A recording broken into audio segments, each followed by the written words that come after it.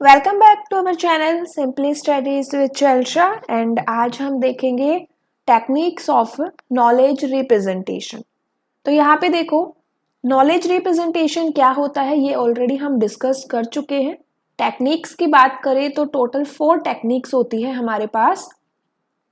First है आपकी logical representation, second है सिमेंटिक नेटवर्क रिप्रेजेंटेशन, थर्ड है फ्रेम रिप्रेजेंटेशन एंड फोर्थ है प्रोडक्शन रूल्स।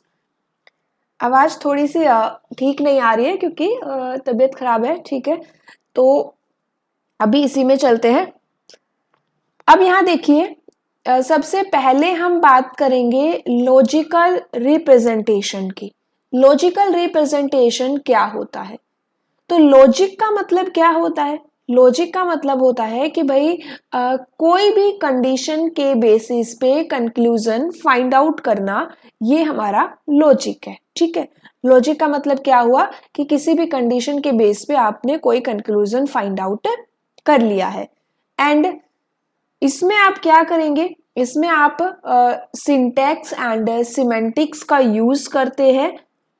आपके पास कोई ना कोई एक सेंटेंस होता है, जैसे मैंने आपको बताया था कि राम इज मोर्टल, तो ये एक सेंटेंस है।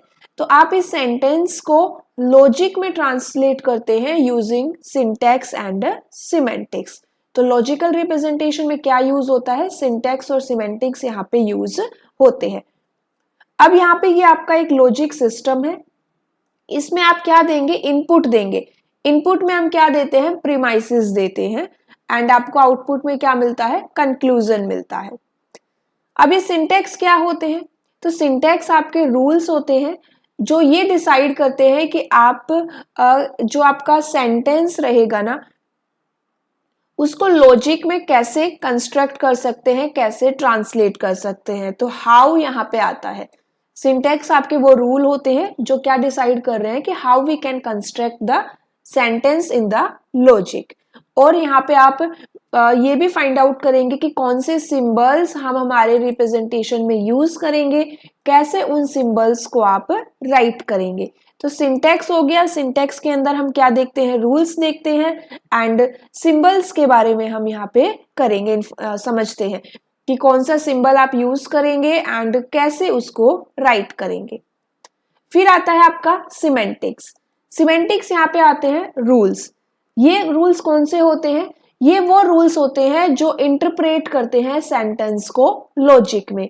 सिंटैक्स में कौन से रूल्स थे? जो डिसाइड करेंगे एंड यहाँ पे जो इंटरप्रेट करते हैं। Semantic also involves assigning a meaning to each sentence. यहाँ पे हर सेंटेंस को एक मीनिंग भी असाइन किया जा रहा है। ये हो गया आपका सिंटैक्स एंड सिमेंटिक्स। एडवांटेजेस क्या होते हैं? लॉजिकल रिप्रेजेंटेशन को हम लॉजिकल रीजनिंग में यूज करते हैं। उसके अलावा is a basic for the programming language. Disadvantages क्या रहेंगे? कि जो लॉजिकल रिप्रेजेंटेशन है उनमें कुछ रिस्ट्रिक्शंस होती है और काफी चैलेंजिंग रहता है काम करने के लिए। Second, logical representation technique may not be very natural and inference may not be so efficient। तो ये यहाँ पे डिसएडवांटेजेस रहेंगे।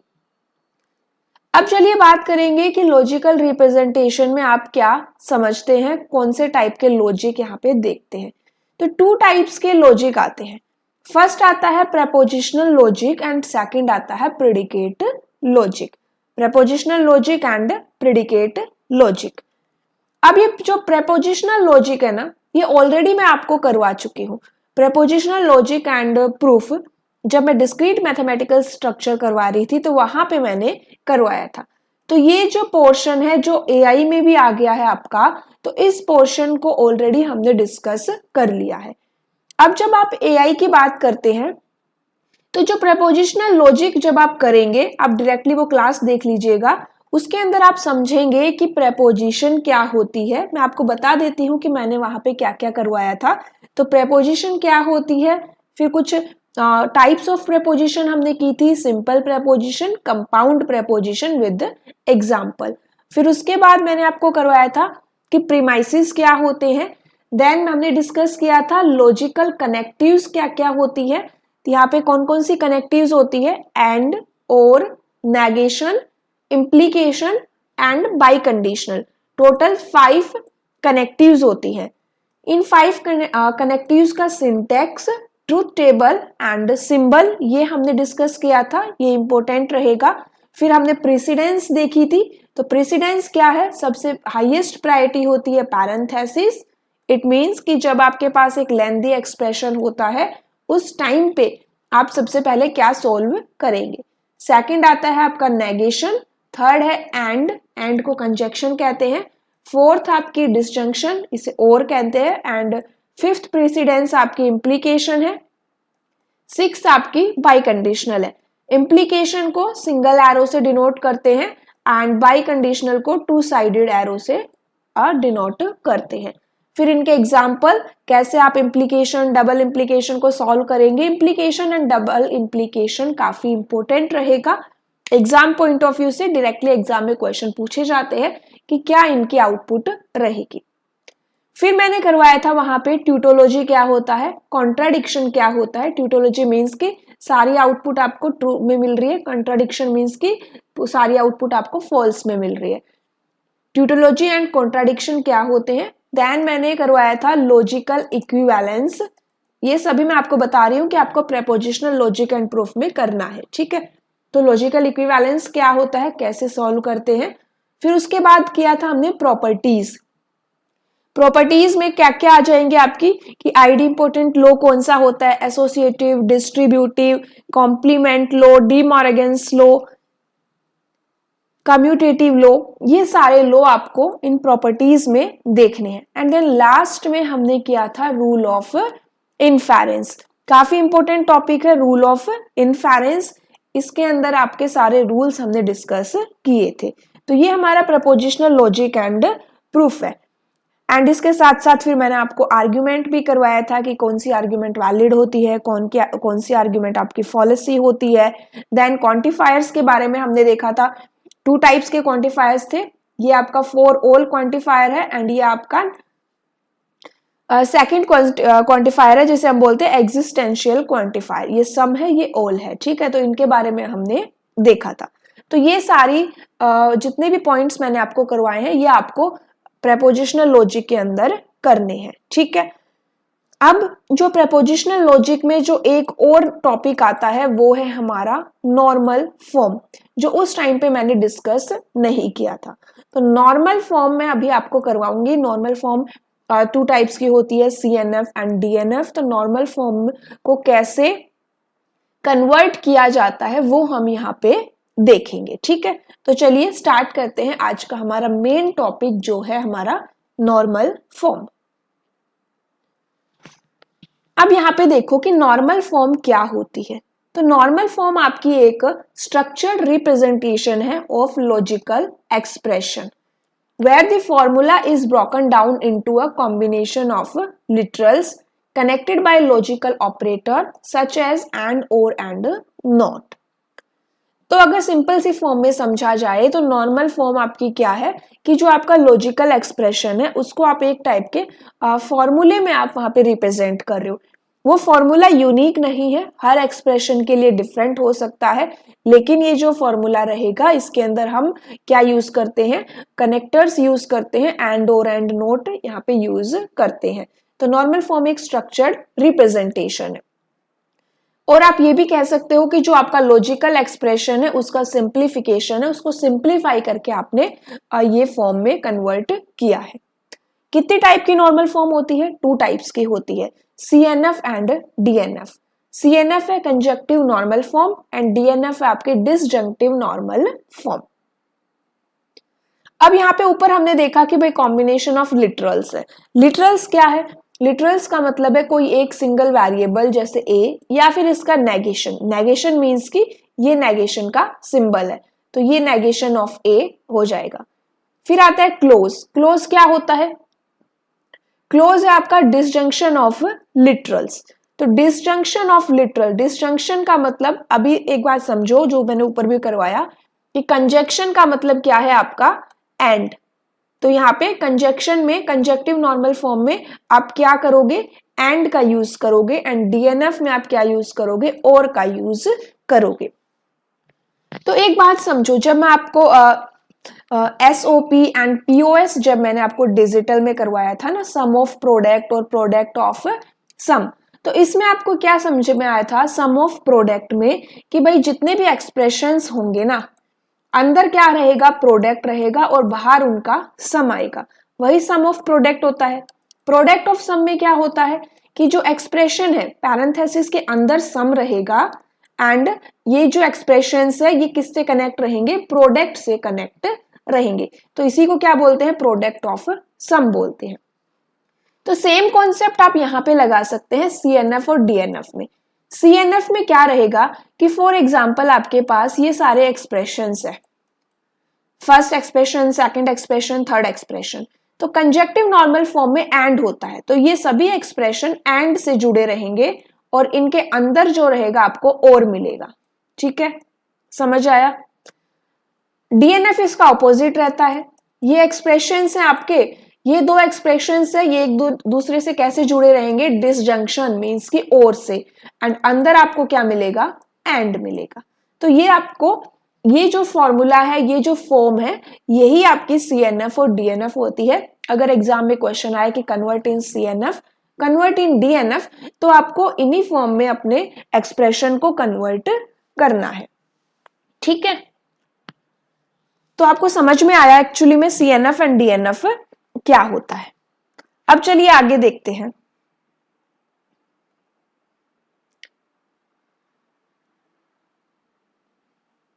यहां पे देखो एक एग्जाम्पल गिवन है, यहाँ पे एग्जाम्पल है, ये आपका एक एक्सप्रेशन है, ये सेकंड एक्सप्रेशन है, ये थर्ड एक्सप्रेशन है, और ये तीनों एक्सप्रेशन किससे कनेक्ट हुए हैं, और से कनेक्ट हुए हैं, और एक्सप्रेशन के अंदर क्या है आपका, एंड है, तो इसका मतलब ये DNF हो गया।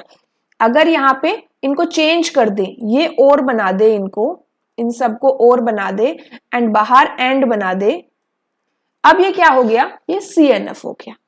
कन्वर्ट करने के लिए अब करेंगे कन्वर्जन, कन्वर्ट कैसे करते हैं, तो CNF में आप कैसे कन्वर्ट करोगे, सेम ही स्टेप से CNF और DNF के एक ही स्टेप में डिफरेंस आएगा, वो हम देखेंगे। अगर CNF में आपको कन्वर्ट करना है तो 3 स्टेप्स होते हैं। सबसे पहला स्टेप है, और DNF में करना है तो भी ये सेम ही स्टेप रहेंगे। सबसे पहले आपको ये बाई कंडीशनल को एलिमिनेट करना है। फॉर एग्जाम्पल आपके पास एक एक्सप्रेशन गिवन है, फॉर एग्जाम्पल आपके पास इस टाइप का एक्सप्रेशन गिवन है, A इंप्लाइज B, ठीक है। उसके बाद नेक्स्ट है आपका C, ये पूरा एक्सप्रेशन आपको गिवन है। अब स्टेप 1 क्या है कि आपको सबसे पहले डबल इंप्लीकेशन और सिंगल इंप्लीकेशन को रिमूव करना है। ठीक है, पहला स्टेप तो ये हो जाएगा कि आपको इनको रिमूव करना है। सेकंड स्टेप क्या है, सेकंड स्टेप है कि आपको नेगेशन को रिमूव करना है। अप्लाई करोगे कैसे, जैसे कि इस पूरी पैरेंथेसिस के बाहर आपको एक नेगेशन मिल गया, तो अब आप इस नेगेशन को सॉल्व करेंगे। कैसे सॉल्व करेंगे, नेगेशन को अंदर ले जाएंगे इस तरह से, तो ये नेगेशन सॉल्व हो जाएगा। फॉर एग्जाम्पल यहाँ पे पहले से ही एक नेगेशन था, अब ये डबल नेगेशन हो गया, तो डबल नेगेशन है तो आप इनको कट कर देंगे, तो इस तरह से हम नेगेशन को सॉल्व करेंगे। थर्ड स्टेप क्या है कि आपको डिस्ट्रीब्यूटिव लॉ लगाना है।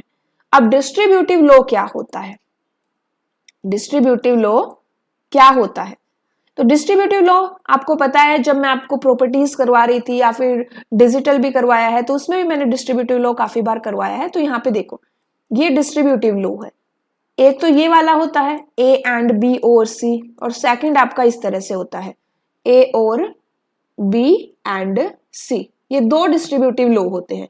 फर्स्ट वाले में क्या करोगे आप, फर्स्ट वाले में ऐसे करोगे A एंड B और A एंड C, हो गया। सेकंड वाले को कैसे सॉल्व करोगे, A और B एंड A और C। अब यहां देखो इसमें क्या है, इसमें आपका और बाहर है और अंदर क्या है, एंड, तो और बाहर है तो इसका मतलब ये DNF फॉर्म में कन्वर्ट हो गया। इसके अंदर आपका एंड बाहर है, एंड से जुड़े हुए हैं, एंड अंदर क्या है, और, तो इसका मतलब ये CNF में कन्वर्ट हो गया।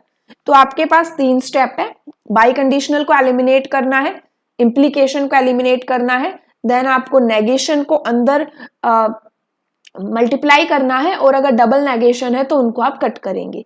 फिर थर्ड स्टेप क्या रहेगा, डिस्ट्रीब्यूटिव लॉ यहाँ पे अप्लाई करेंगे। अगर आपको डीएनएफ में कन्वर्ट करना है तो ये डिस्ट्रीब्यूटिव लॉ अप्लाई होगा, और अगर सीएनएफ में कन्वर्ट करना है तो ये डिस्ट्रीब्यूटिव लॉ अप्लाई होगा। इस तरह से हम सीएनएफ और डीएनएफ में कन्वर्ट कर सकते हैं। अब चलिए एक एग्जाम्पल देखते हैं। एग्जाम्पल देखो, एक सिंपल सा एग्जाम्पल मैं आपको बताती हूं। सिंपल सा एग्जाम्पल लेते हैं हम यहाँ पे, P implies Q and negation of C। अब देखो आपको इम्प्लाइज और डबल इम्प्लाइज को एलिमिनेट करना है, तो अब आपको ये पता होना चाहिए कि भाई ये किसके इक्वल होते हैं। तो जब लॉजिक एंड प्रूफ करवाया था तो वहां पे मैंने आपको बताया था कि P implies Q logically equivalent होता है, किसके लॉजिकली इक्विवेलेंट होता है P implies Q, negation of P और Q, नेगेशन ऑफ P और Q के इक्विवेलेंट होता है। इतना हो गया। अब यहाँ पे देखो P इम्प्लाइज Q की वैल्यू यहाँ पे पुट कर दो, नेगेशन ऑफ P और Q and negation of C। Remove हो गया, इम्प्लीकेशन डबल इम्प्लीकेशन इसमें था नहीं। अब यहाँ पे सेकंड स्टेप क्या है कि आपको नेगेशन को मल्टीप्लाई करना है। तो इस वाले एक्सप्रेशन में नेगेशन बाहर नहीं है। फॉर एग्जाम्पल यहाँ पे नेगेशन होता, यहाँ पे नेगेशन होता तो पहले मैंने क्या कर दिया है, इम्प्लीकेशन को सॉल्व कर दिया। सेकंड स्टेप में मैंने नेगेशन को इससे मैं मल्टीप्लाई कर देती हूँ, इससे मैं मल्टीप्लाई कर देती हूँ, ये वाला कट हो गया। ठीक है, अब ये क्या हो गया, P और negation of Q and negation of C, negation भी सॉल्व हो गया। थर्ड स्टेप क्या है, डी मॉर्गन्स लॉ आपको अप्लाई करना है। अगर आपका एक्सप्रेशन कन्वर्ट नहीं हुआ है, CNF या DNF जिसमें भी आप कन्वर्ट करना चाहते हैं, तो आपको डी मॉर्गन्स लॉ अप्लाई करना है। हमें किस में कन्वर्ट करना था, हमें कन्वर्ट करना था ये CNF में, CNF में कन्वर्ट करना है। इसका मतलब एक्सप्रेशंस आपके एंड से कनेक्ट होनी चाहिए। तो ये फर्स्ट एक्सप्रेशन है, ये सेकंड एक्सप्रेशन है, और किससे कनेक्ट हो गया है, एंड से कनेक्ट हो गया है, और एक्सप्रेशन के अंदर क्या है, और। इसका मतलब ये किस में कन्वर्ट हो गया, ये एक्सप्रेशन हमें मिल गया है CNF। ये क्या है आपका एक्सप्रेशन, CNF है। ठीक है, समझ में आ गया। अगर आपको DNF में कन्वर्ट करना है, DNF में कन्वर्ट करना है तो सेम स्टेप है आपके, सेम स्टेप आपने सॉल्व कर लिए, आप यहां पे आ गए। अब आप डिस्ट्रीब्यूटिव लॉ अप्लाई कर दीजिए। डिस्ट्रीब्यूटिव लॉ कैसे अप्लाई करेंगे, देखो ये क्या है आपका, वही फॉर्मूला है जो अभी मैंने आपको बताया। तो देखो कैसे डिस्ट्रीब्यूटिव लॉ अप्लाई हो जाएगा, ये हो जाएगा आपका P and negation of C और negation of Q and negation of C। तो बाहर क्या आ गया, और आ गया, अंदर क्या चले गए, एंड चले गए, तो ये किस में कन्वर्ट हो गया, DNF में कन्वर्ट हो गया। तो इस तरह से हम एक्सप्रेशन को CNF एंड DNF में कन्वर्ट करेंगे। ठीक है, अब यहाँ पे चलिए मैं आपको एक और एग्जांपल लेके देती हूं। ये है आपका A एंड B, ठीक है, A एंड B और negation of A and C। इसे आपको कन्वर्ट करना है CNF में। किसमें कन्वर्ट करेंगे, CNF में। ये किसमें है, ये आपका DNF में है। देखो बाहर कनेक्ट हो रहा है और से, एंड अंदर क्या है, एंड। तो ये आपका DNF में है, आपको CNF में कन्वर्ट करना है। अब इसमें फर्स्ट स्टेप क्या है कि आपको by conditional and implication remove करना है, तो इसके अंदर है ही नहीं, तो स्टेप 1 यहाँ पे ऑलरेडी डन है। सेकेंड स्टेप क्या है कि नेगेशन को मल्टीप्लाई करना है, तो यहाँ पे नेगेशन बाहर है ही नहीं, तो आप मल्टीप्लाई करने की कोई भी रिक्वायरमेंट भी नहीं है। ठीक है, तो सेकंड स्टेप भी सोल्व हो गया। थर्ड स्टेप पे आ गए, डी मॉर्गन्स लॉ अप्लाई करना है, क्योंकि 2 स्टेप ऑलरेडी कवर हो चुके हैं। तो अब आपका लास्ट स्टेप है कि भाई डी मॉर्गन्स लॉ अप्लाई कर दो एंड CNF में ट्रांसलेट कर दो। अब यहाँ पे देखिए डी मॉर्गन्स लॉ आप कैसे अप्लाई करेंगे, क्योंकि अगर आप यहाँ पे आपको सिंपल ऐसे मिल जाता है A और B एंड C, तो आप सिंपली कर सकते हो ना, A और B एंड A और C, इस तरह से कर सकते हो। लेकिन यहाँ पे भी 2 लिटरल है, यहाँ पे भी 2 लिटरल है। अब आप कैसे सॉल्व करेंगे, तो अब आप कैसे सॉल्व करेंगे, तो बताओ कैसे सॉल्व करोगे। सबसे पहले आप मान लो कि भाई एंड बी यहाँ पे है ही नहीं, ये है ही नहीं। आप क्या करिए, ए को लेके फर्स्ट एक्सप्रेशन ए ले लो एंड सेकंड एक्सप्रेशन ये ले लो और सॉल्व कर दो, ठीक है। फिर सेकंड टाइम में आप क्या करना, सेकंड टाइम में आप ये एज्यूम कर लो यहाँ पे कि ए नहीं है, क्या नहीं है, ए, ये पोर्शन नहीं है और बी एक एक्सप्रेशन है और ये सेकंड एक्सप्रेशन है और इनको सॉल्व कर लीजिए, ठीक है। तो चलिए मैं बताती हूं कैसे सॉल्व करना है। यहाँ पे अभी हम मान लेते हैं यहाँ पे कि b नहीं है, क्या नहीं है, b नहीं है, एक ही एक्सप्रेशन है वो है आपका a। तो आप कैसे सॉल्व कर लोगे इसको, a और negation of a and a और c हो गया। अब आपको क्या एज्यूम करना है, अब आपको एज्यूम करना है कि a नहीं है, b है, ठीक है। तो b को सॉल्व कर लीजिए एंड b और नेगेशन ऑफ a, देन यहां पे एंड b और c हो गया। अब ये देखो आप CNF में है, ये CNF में है, CNF का मतलब ये एंड है, ये एंड है, ये एंड है, अंदर और है और है, ठीक है। तो ये CNF में है। आप इसको थोड़ा सा और भी सिंप्लीफाई कर सकते हैं। थोड़ा सा और सिंप्लीफाई करने का मतलब क्या हुआ, इस पोर्शन को सिंप्लीफाई कर सकते हैं। अब ये जो प्रॉपर्टीज होती है ना, उसके अंदर एक प्रॉपर्टीज होती है कॉम्प्लीमेंट लॉ की, एंड मैंने वहां पे प्रॉपर्टीज करवाई है। तो उसमें आपका ये कहता है कि ए or negation of A or negation of ए आपका किसके इक्वल होता है, ये इक्वल होता है ट्रू के। ट्रू का मतलब ये इक्वल होता है 1। तो आप इस पोर्शन की जगह क्या लिख सकते हैं, आप इस पोर्शन की जगह यहां पे लिख सकते हैं 1, ठीक है। ये मैं आपको सॉल्व करके बता रही हूँ, आप डायरेक्टली 1 मत लिखिए, इस वाले पार्ट को ही कट कर देना। अब यहाँ पे आप 1 लिख सकते हो। फिर यहाँ पे एक सेकंड प्रॉपर्टी है, सेकंड प्रॉपर्टी कहती है कि 1 एंड और एनी प्रपोजिशन, अगर किसी भी प्रपोजिशन को आप 1 के साथ एंड करते हैं तो आपको रिजल्ट में प्रपोजिशन ही मिलती है। तो इसका मतलब आपको रिजल्ट में क्या मिलेगा, ये एक्सप्रेशन ही मिलेगा। तो ये आपका हो गया आंसर, ठीक है। समझ आ गया ना, इस तरह से हम CNF में कन्वर्ट करेंगे। अभी मान लो अगर हमें DNF में कन्वर्ट करना होता, किस में कन्वर्ट करना होता, हमें DNF में। तो DNF में आप कैसे कन्वर्ट करोगे, सेम एक और एग्जांपल ऐसा ही ले लेती हूं मैं, जिसके अंदर डिस्ट्रीब्यूटिव लॉ अप्लाई करना है, A और B and negation of A और C। तो सेम वही कॉन्सेप्ट है जो अभी मैंने अप्लाई किया है, वही आप इसको कैसे लिख लेंगे, डायरेक्टली इस तरह से लिख लेंगे, A or negation of A, sorry, A and negation of A or A and C, then or B and negation of A or B and सी। आ गया DNF में। अब सेम बात है, यहाँ पे इस वाले पोर्शन को कट करना है। अब डायरेक्टली आप कट करके अपना आंसर यहां तक का लिख सकते हैं। अब ये कट क्यों हुआ है वो मैं आपको बता देती हूँ कि A and negation of A, A and negation of A equal होता है फॉल्स के, इट मीन्स 0 के, इसके इक्वल होता है। और अगर आप फॉल्स एंड प्रेपोजिशन करते हैं ना, फॉल्स और यहाँ पे क्या है और, अगर आप किसी भी प्रपोजिशन को फॉल्स के साथ और करते हैं, मींस कि आपको पता है ना कि अगर आप 1 और प्लस 0 करेंगे तो आपको क्या मिलेगा, 1 ही मिलेगा। तो वही सेम कॉन्सेप्ट है, प्रपोजिशन को अगर आप फॉल्स के साथ और करोगे तो आपको प्रपोजिशन ही मिलेगी, मींस कि ये पार्ट और ये पार्ट आपको मिलेगा। तो इस तरह से हम क्या कर सकते हैं, नॉर्मल फॉर्म्स में कन्वर्ट कर सकते हैं CNF एंड DNF में। अगर डाउट है तो आप कमेंट करके पूछ सकते हैं, और एग्जांपल्स की रिक्वायरमेंट है तो आप यहाँ पे अपनी तरफ से कोई भी एग्जांपल बना के उनको सॉल्व कर सकते हैं।